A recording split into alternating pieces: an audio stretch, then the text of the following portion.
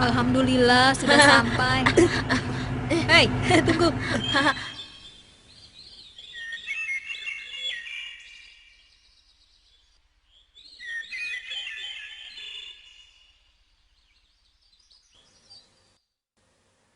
Assalamualaikum anak-anak. Kaifa halukum? Waalaikumsalam, alhamdulillah bihairin. Pelajaran fikih hari ini akan membahas masalah wudu, tayamum, dan sholat. Kalian siap? Insyaallah. Anak-anak, wudu merupakan syarat syahnya sholat. Rasulullah pernah bersabda, artinya, tidak akan diterima sholatnya tanpa bersuci terlebih dahulu. Nah, sekarang siapa di antara kalian yang sudah bisa berwudu? Ayo, tunjukkan. Saya, Ustaz. saya Pak Ustadz. Saya juga Ustadz. Alhamdulillah, saya sudah bisa berwudu. Ya, baiklah. Ustadz percaya, tapi kita tetap harus mempelajari supaya wudu kita sempurna. Karena kalau wudu kita tidak sempurna, sholat pun tidak akan sah. Pak Ustadz, saya mau tanya, apa ada wudu yang tidak sempurna? Bisa saja wudu tidak sempurna. Bahkan hal ini seringkali terjadi, tapi tidak disadari. Karena itu kita harus mengetahui bagaimana wudu yang benar. Apa saja yang membatalkan wudu. Dengan demikian, kita akan tahu apakah wudu kita benar atau salah. Nah, sekarang kalian perhatikan baik-baik. Inilah cara wudu benar. Sebagaimana yang diriwayatkan oleh Imam Bukhari. Tolong anak-anak, perhatikan baik-baik. Mula-mula membaca bismillah. Kemudian mencuci kedua telapak tangan masing-masing 3 kali.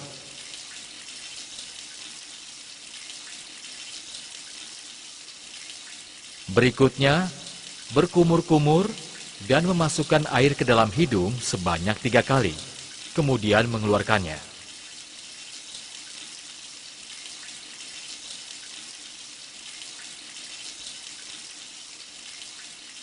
Setelah itu mencuci wajah sebanyak 3 kali.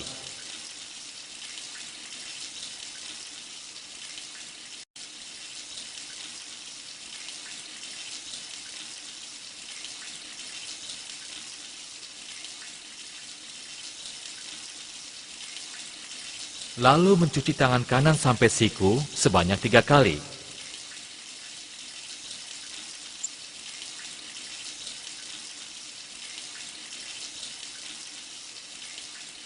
Kemudian tangan kiri sampai siku sebanyak 3 kali, saling bergantian.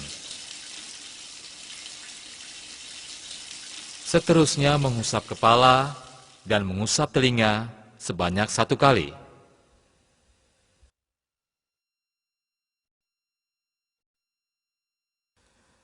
Terakhir mencuci kaki kanan sampai mata kaki sebanyak 3 kali. Kemudian kaki kiri sampai mata kaki sebanyak 3 kali. Saling bergantian.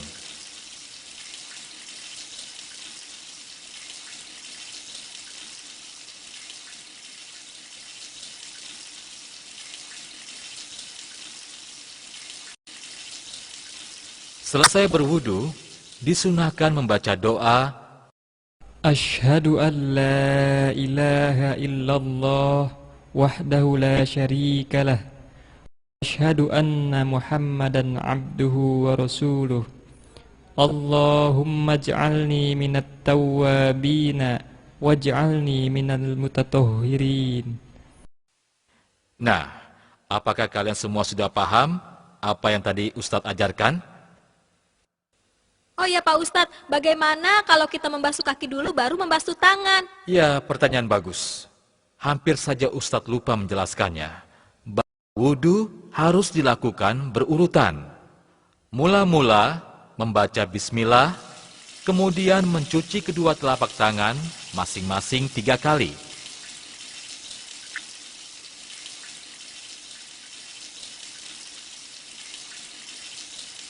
Berikutnya, berkumur-kumur dan memasukkan air ke dalam hidung sebanyak 3 kali, kemudian mengeluarkannya.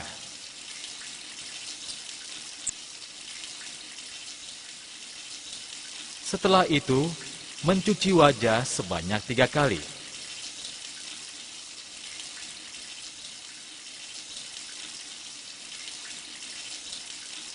Lalu mencuci tangan kanan sampai siku 3 kali.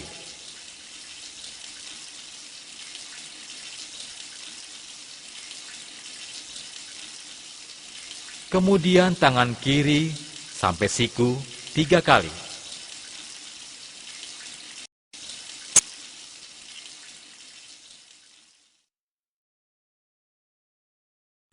Seterusnya mengusap kepala dan mengusap telinga sebanyak 1 kali.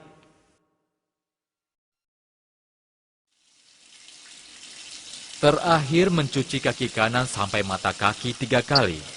Kemudian kaki kiri sampai mata kaki 3 kali.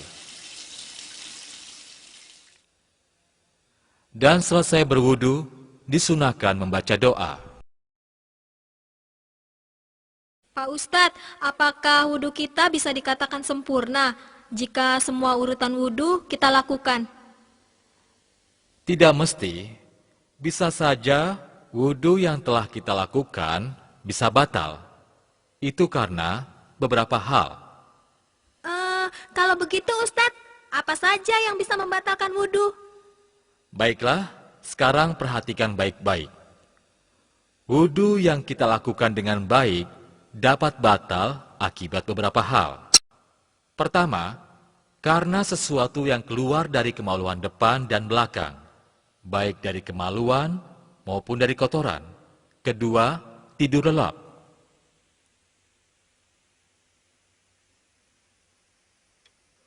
Ketiga, hilang akal atau gila. Keempat, memegang kemaluan tanpa penghalang disertai syahwat. Dan kelima, makan daging unta. Saya harap kalian semua dapat memahaminya dengan baik. Tapi Ustadz, bagaimana kalau tidak ada air? Ya, pertanyaan bagus. Jika tidak ada air, maka kita bisa tayamum dengan debu. Sebagaimana firman Allah. A'udzu billahi minasyaitonir rajim.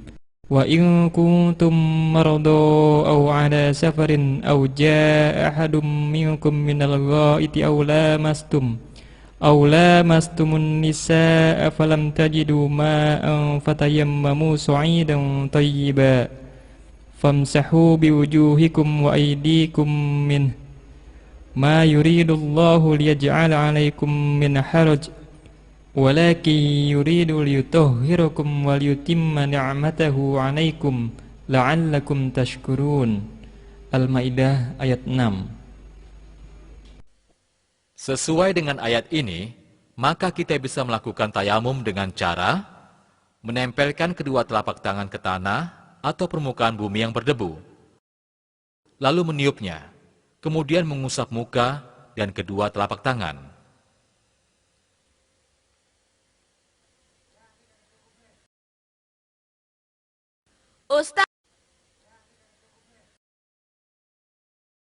Ustadz, apa yang membatalkan wudhu sama dengan yang membatalkan tayamum? Ya, yang membatalkan tayamum sama dengan yang membatalkan wudhu, tapi ditambah dengan menemukan air, atau boleh menggunakan air kembali. Pertama, karena sesuatu yang keluar dari kemaluan depan dan belakang, baik dari kemaluan maupun dari kotoran. Kedua, tidur lelap.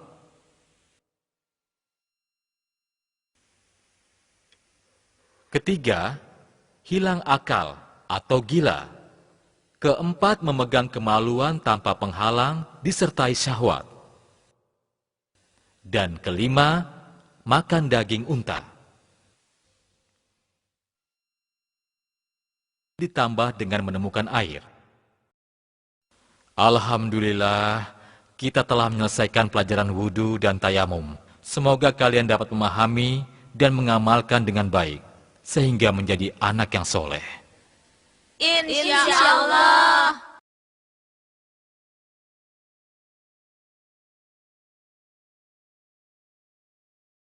Anak-anak, pelajaran hari ini kita cukupkan sampai di sini. Ingat, apa yang sudah kalian ketahui harus diamalkan. Jangan lupa itu. Insya Allah Ustadz, kami akan melaksanakan. Bagus. Ustadz juga selalu berdoa untuk kalian semua. Tapi ingat, begitu keluar sekolah, langsung pulang. Ya? Wassalamualaikum warahmatullahi wabarakatuh. Waalaikumsalam warahmatullahi wabarakatuh. Pelan-pelan saja. Tunggu aku. Jangan lari. Duluan ya. Tunggu aku.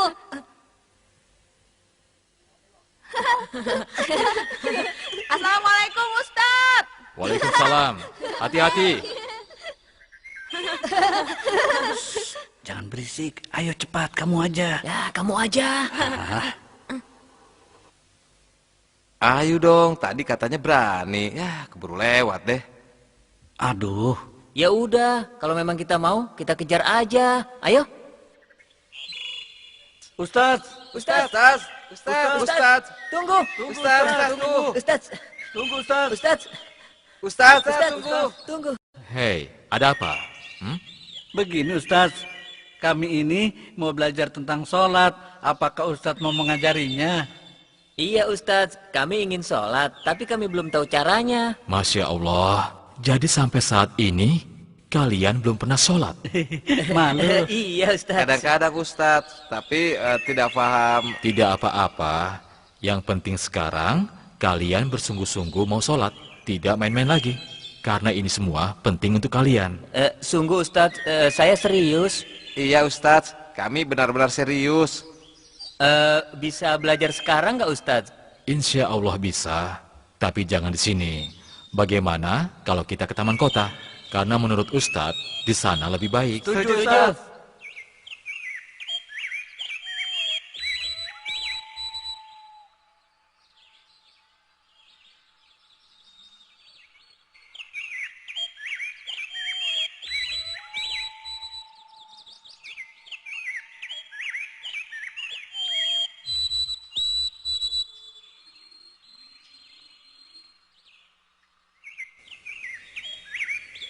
Subhanallah, indah sekali pemandangannya.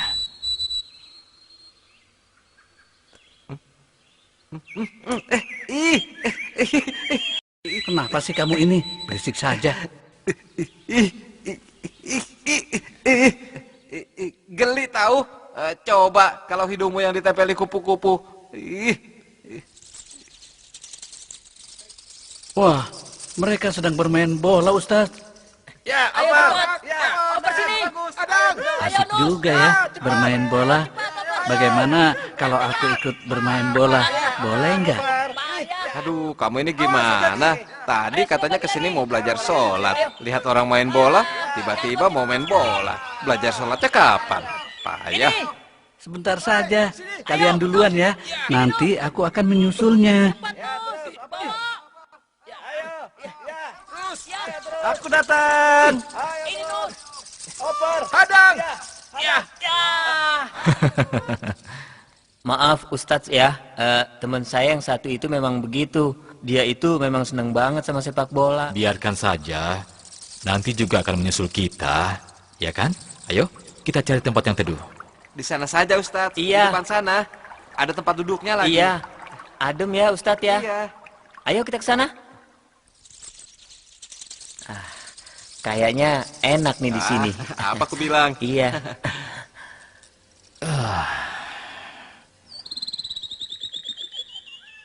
Tahyib kita mulai dari mana? Kalian sudah tahu kewajiban sholat 5 kali. Alhamdulillah Ustadz, kami tahu. Subuh 2 rakaat, zuhur 4 rakaat, asar 4 rakaat, maghrib 3 rakaat, dan isya 4 rakaat. Alhamdulillah. Wah, itu bagus sekali.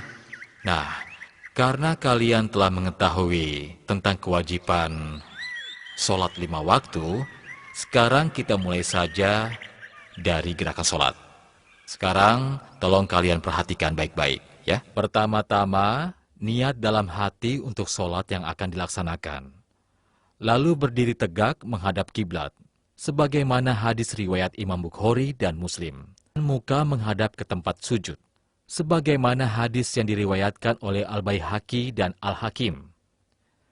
Jika menjadi imam atau sholat sendirian, maka harus meletakkan sutra atau pembatas di depan tempat sujud, sebagaimana hadis riwayat Al-Bukhari, Muslim, dan Huzaimah.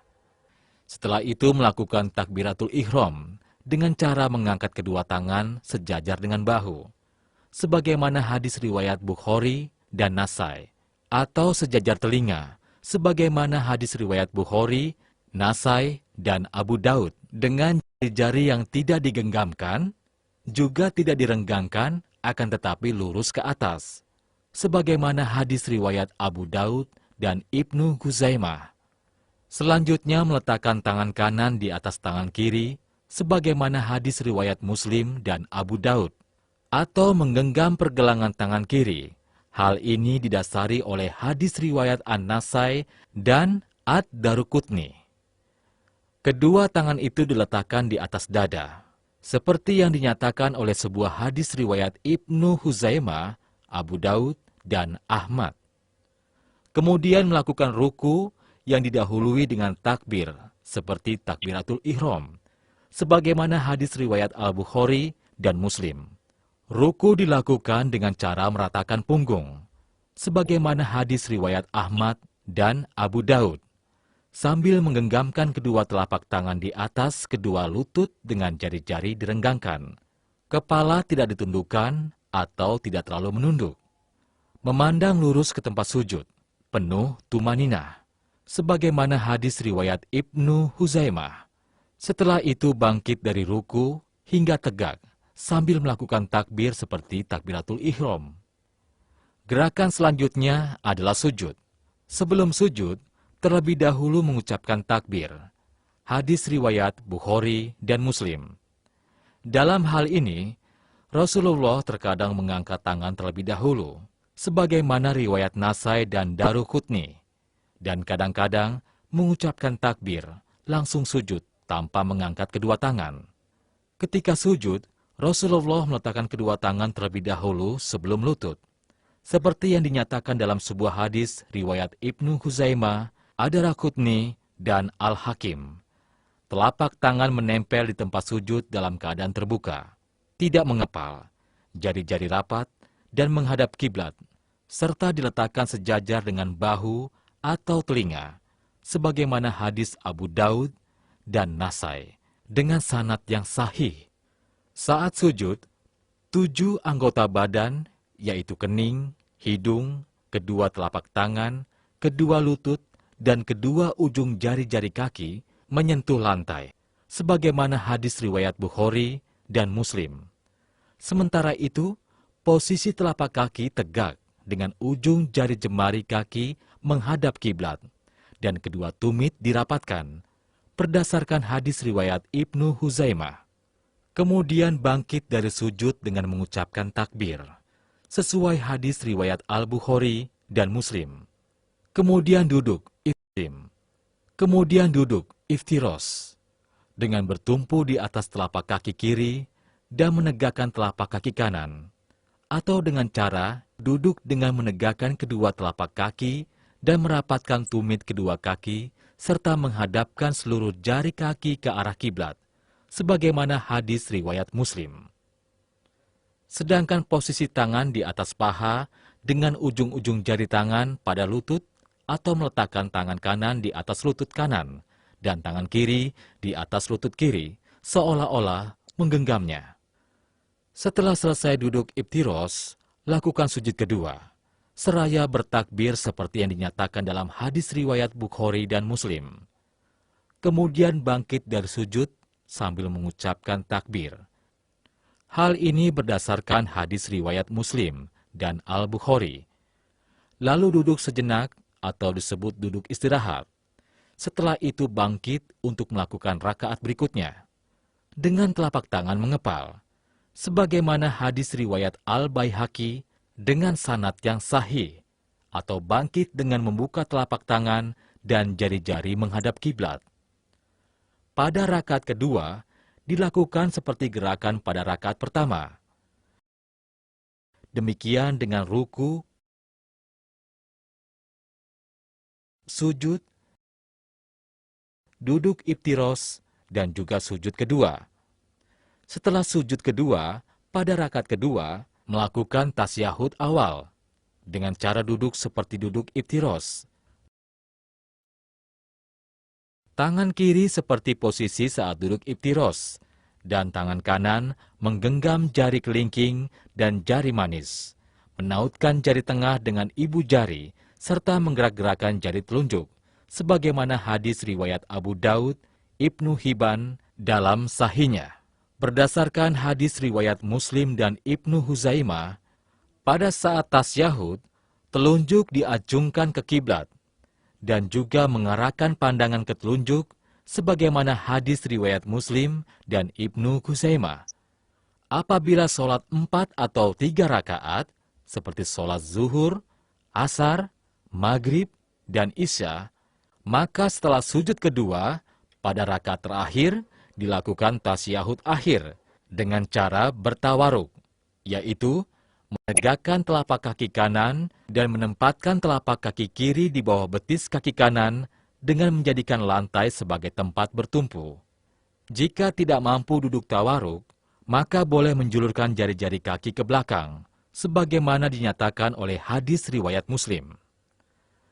Terakhir, sebagai penutup sholat adalah salam, yaitu menoleh ke arah kanan dengan mengucapkan Assalamualaikum warahmatullahi. Terkadang Rasulullah menambahkannya wabarakatuh, lalu menoleh ke arah kiri dengan mengucapkan Assalamualaikum warahmatullahi. Hal ini dinyatakan dalam hadis riwayat Muslim. Nah, itulah gerakan sholat yang benar. Bagaimana? Apakah kalian berdua telah mengerti? Iya, mengerti Ustadz. Alhamdulillah. Tapi doanya bagaimana Ustadz? Tidak apa-apa. Yang penting kalian bisa melakukan gerakan sholat dengan benar, tentunya sambil menghafal doa. Jika kalian mau, besok kita belajar doa atau bacaan sholat.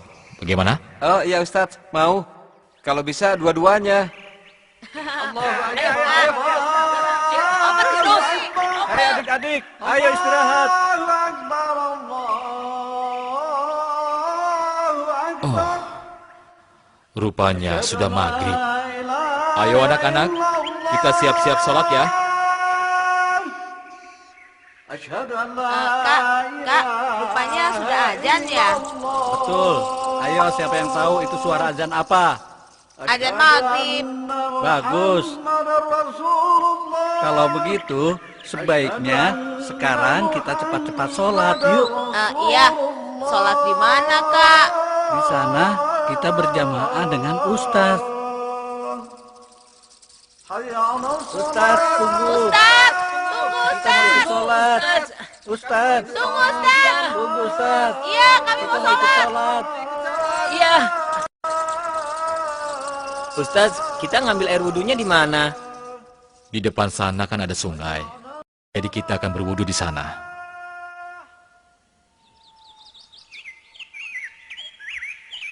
Nah, ini sungainya.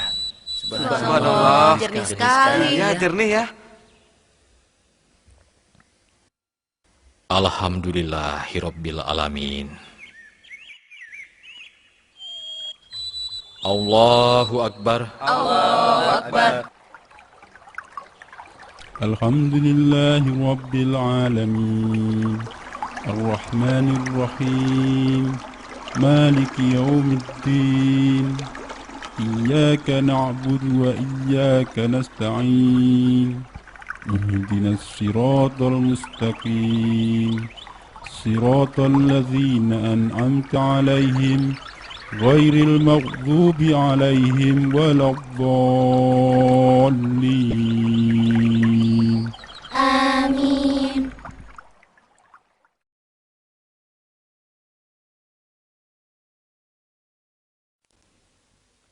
Anak-anak, kemarin Ustadz bertemu dengan 3 orang pemuda. Mereka bertanya mengenai tata cara sholat dengan Ustadz. Alhamdulillah, kita sudah belajar. Akan tetapi, sholat tidak hanya gerakan, tapi juga ada bacaan di dalamnya. Anak-anak, karena itulah hari ini kita akan belajar bacaan dalam sholat. Dan Bapak minta, sekarang kalian semua tolong perhatikan penjelasan Zaid berikut ini. Tolong simak ya, karena ini penting sekali untuk kalian simak.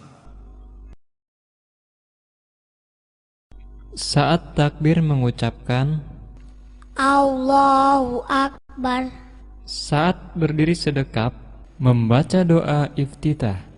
Allahumma ba'id baini wa baina khotoyaya kama ba'adta bainal masriqi wa maghrib. Allahumma nakkini min khotoyaya kama yunaqqas sabul adyadu minat danas. Allahumma gsilni min khotoyaya bil ma'i wassalji wal barad. Lalu membaca A'udzu billahi minasyaitonir rajim min hamzihi wa nafthihi wa nafthihi. Kemudian membaca surat Al-Fatihah. Bismillahirrahmanirrahim. Alhamdulillahi rabbil alamin. Ar-Rahmanir-Rahim. Maliki yaumiddin. Iyyaka na'budu wa iyyaka nasta'in. Ihdinas siratal mustaqim. Siratal ladzina an'amta 'alaihim ghairil maghdubi 'alaihim waladdallin. Setelah itu membaca ayat atau surat Al-Quran. Misalnya Bismillahirrahmanirrahim. Qul huwallahu ahad. Allahus samad. Lam yalid wa lam yulad wa lam yakul lahu kufuwan ahad.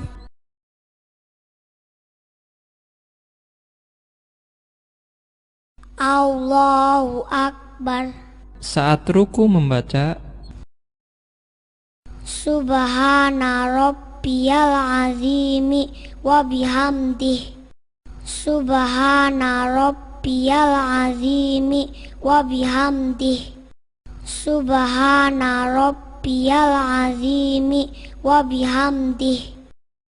Saat bangkit dari ruku, ketika mengangkat tangan, mengucapkan Sami'allahu liman hamidah. Saat berdiri tegak, membaca Rabbana walakal hamdu. Allahu Akbar. Allahu Akbar. Ketika sujud, membaca Subhana. Allahu Akbar. Ketika sujud, membaca Subhana rabbiyal a'la wa bihamdih. Subhana rabbiyal a'la wa bihamdih. Subhana rabbiyal a'la wa bihamdih. Allahu Akbar. Ketika duduk iftirosh, membaca Allahumma ghfirli warhamni wajburni warfa'ni wahdini wa'afini warzuqni. Saat tasyahud awal dan tasyahud akhir, membaca At-tahiyyatu lillah wassalawatu wattayyibat. Assalamu ala nabiyyi wa rahmatullahi wa barakatuh. Assalamu alaina wa ala ibadillahis sholihin. Ashhadu an la ilaha illallah wa ashhadu anna Muhammadan abduhu wa rasuluh. Kemudian membaca sholawat. Allahumma sholli ala Muhammad wa ala ali Muhammad kama shollaita ala Ibrahim wa ala ali Ibrahim innaka hamidum majid.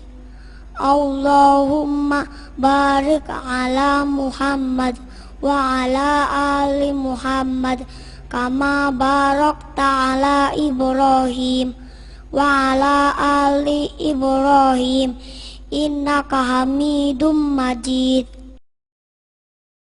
Pada tasyahud akhir, sebelum salam membaca Allahumma inni a'udzubika min azabi jahannama wa min azabil qabri wa min fitnatil mahya wal mamati wa min syarri fitnatil masihid dajjal. Allahumma a'inni ala zikrika wa syukrika wa husni ibadatik. pada saat salam ketika berpaling ke arah kanan mengucapkan Assalamualaikum warahmatullahi wabarakatuh. kemudian saat berpaling ke arah kiri mengucapkan Assalamualaikum warahmatullahi wabarakatuh. Nah, itulah bacaan dalam sholat sesuai gerakan yang ada. Jika kalian rajin menghafal, insya Allah akan cepat bisa. Bagaimana? Siap? Insya Allah. Kalau begitu sekarang kita pergi ke masjid untuk praktek sholat. Hei, ayo cepat jalannya. Iya. Jangan bercanda. Kamu belum bisa ya? Bisa lagi. Tunggu. Ayo cepat. Muhammad, kau maju duluan. Allahu Akbar. Assalamualaikum warahmatullahi. Assalamualaikum warahmatullahi. Bagus. Sekarang kamu Zaid. Sekarang giliranmu. Allahu Akbar. Sudah. Zaid, teruskan. Allahu Akbar. Ustadz, kok Zaid melihat ke atas? Shh, kita lihat saja sampai selesai, ya. Allahu Akbar. Sami Allahu liman hamidah. Allahu Akbar. Allahu Akbar.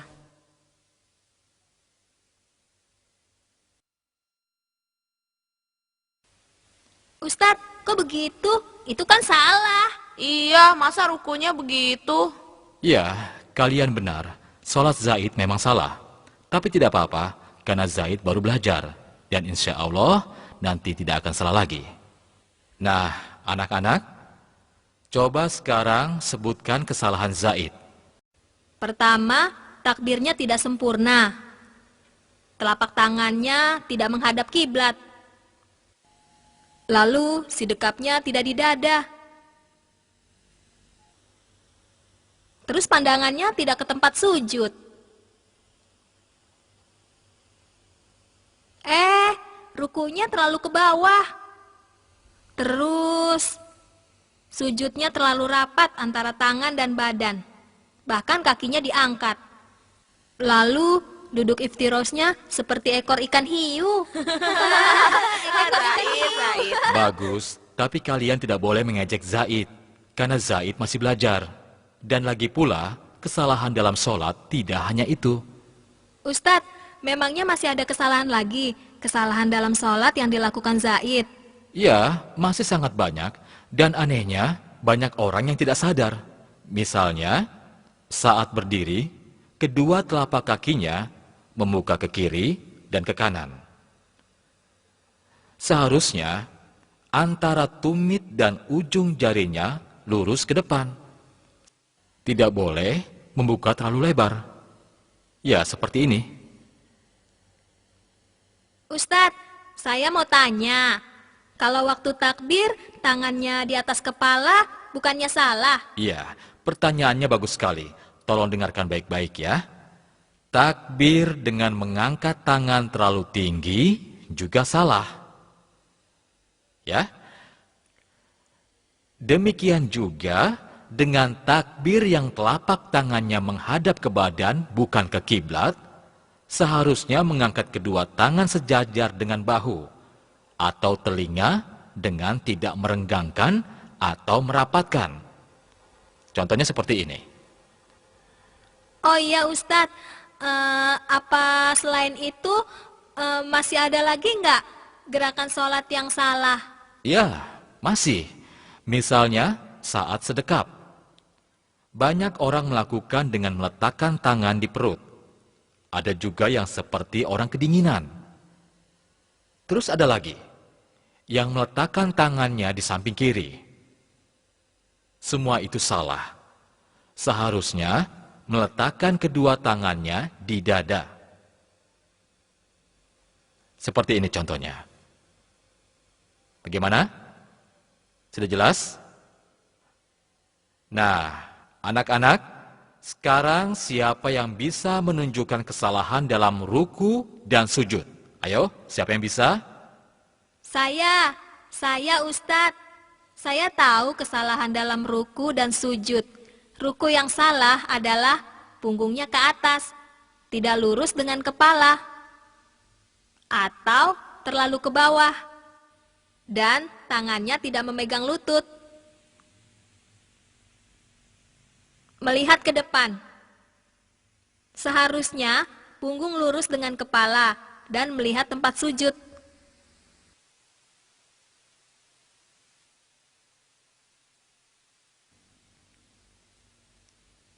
Kesalahan lain dalam ruku, memegang lutut dengan jari-jarinya rapat.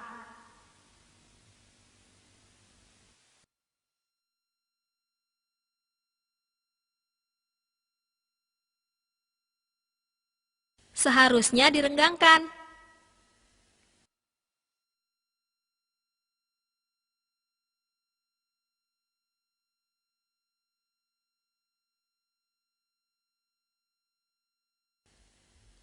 Sedangkan sujud yang salah adalah sujud dengan dahi saja. Hidung dan bibirnya tidak menyentuh lantai. Sujud dengan tangan mengepal. Sujud dengan tangan yang sangat rapat ke badan.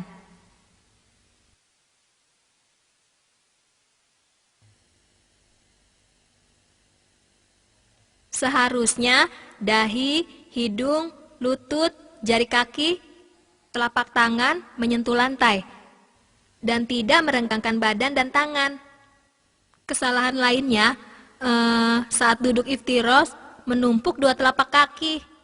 Alhamdulillah, kalian memang cerdas. Tapi jangan berhenti belajar dan bertanya ya. Karena masih banyak hal lagi yang tidak diketahui oleh masyarakat. Misalnya, sholat dengan posisi yang sangat jauh dari sutra atau pembatas di depan. Bisa berupa dinding, tiang, atau apa saja yang bisa kita jadikan pembatas di depan. Allahu Akbar. Ketika sujud, membaca Subhana. Bisa berupa dinding, tiang, atau apa saja yang bisa kita jadikan pembatas di depan kita sewaktu kita sholat. Jika pembatas tersebut sangat jauh, maka memungkinkan seseorang lewat di depan kita. Tapi kalau kita sholat berdiri di atas pembatas atau shaf, kemungkinan seseorang tidak akan lewat di depan kita. Ini harus kita perhatikan baik-baik. Terus Pak Ustadz, kalau jarak sutra dekat, tapi masih ada yang lewat, bagaimana Pak Ustadz? Pertanyaan yang bagus. Masalah ini banyak yang tidak memahami. Banyak orang yang membiarkan begitu saja saat ada orang yang melintas di depannya. Saat ia sholat, dan ini adalah salah besar. Kita harus menghormati orang yang sedang sholat. Jadi kita tidak boleh melewatinya saat dia sedang sholat. Seharusnya ia menghadang dengan tangan hingga orang tersebut tidak bisa lewat. Nah, Ustadz rasa kita telah banyak belajar hari ini. Mudah-mudahan saja kalian dapat mengingatnya, dan yang terpenting adalah mengamalkannya. Tidak terasa waktu zuhur sudah masuk. Oh ya Ahmad, tolong kamu azan, ya? Allahu Akbar, Allahu Akbar, Allahu Akbar, Allahu Akbar. Asyhadu an la ilaha illallah. أشهد أن لا إله إلا الله أشهد أن محمدا رسول الله. Ayo anak-anak, sekarang luruskan barisan, kaki rapat, karena barisan yang lurus merupakan bagian dari kesempurnaan sholat. Ya?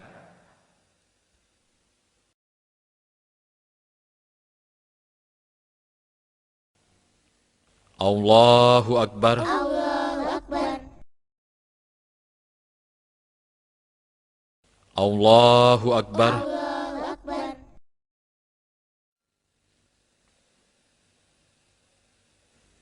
Sami Allahu liman hamidah. Rabbana walakal hamdu. Allahu Akbar. Allahu Akbar.